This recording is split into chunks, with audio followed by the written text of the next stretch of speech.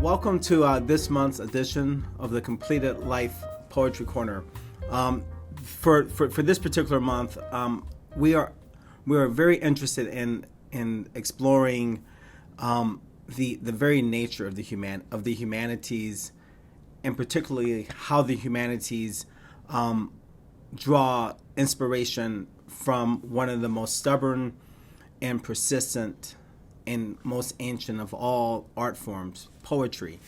And to really begin to center us in this year's editions of the Poetry Corner, I'd like to begin with a few words from Dr. Cornel West. Dr. West currently teaches at the Union Theological Seminary in New York City, and he remains a profound presence in the study of what it means to be human.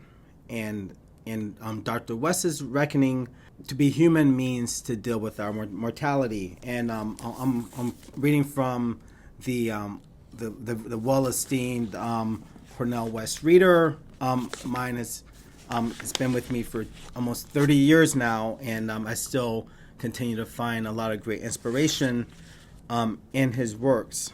A few parts I'll share with us today, just to begin our thinking about the role of the humanities in society, is I would like to pull from a interview Dr. West had with David Smith. It's called Chekhov, Coltrane, and Democracy. And this is chapter 51 of the Cornel West Reader.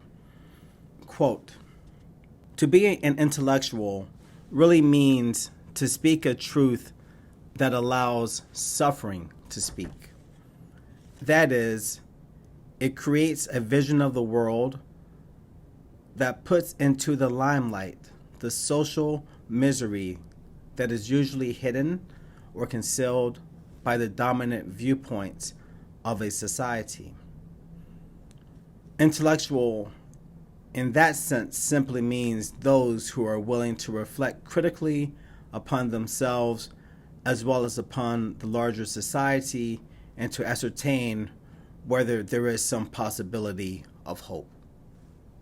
So this is a very good spot to begin in terms of thinking about the poets whom we will feature within our Poetry Corner.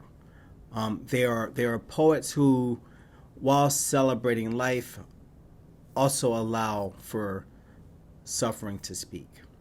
It's a complex and nuanced way of viewing the world, but it's one that attempts to be as authentic as possible to represent the entire range of the human experience.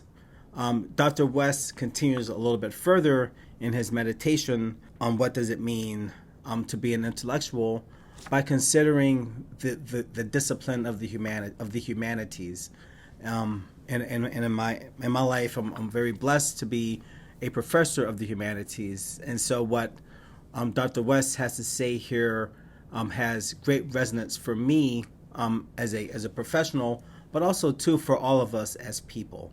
He goes on to say, on a deeper level, when we talk about intellectuals in the humanities, there is an even greater challenge, because I take quite seriously paragraph 12 of Vico's The New Science, where he says that humanities is derived from humanitas.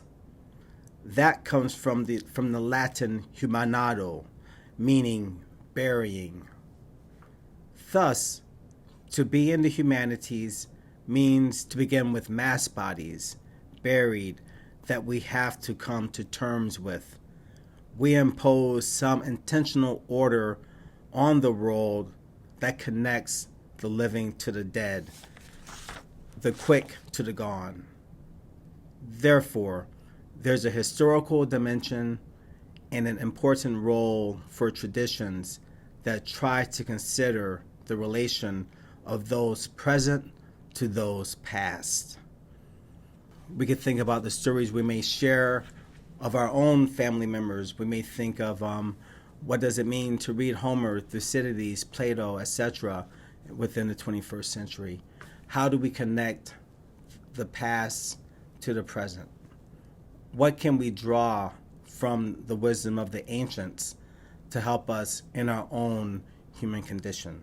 To put a finer point upon this point and to conclude this little meditation on Dr. Cornel West, he goes on to say that the humanities' primary concern resides with the deeper issues of death, dread, and despair, and how these issues relate to issues of freedom and equality. Death, dread, despair, and how do we navigate these pillars to arrive at something called freedom, at something called equality.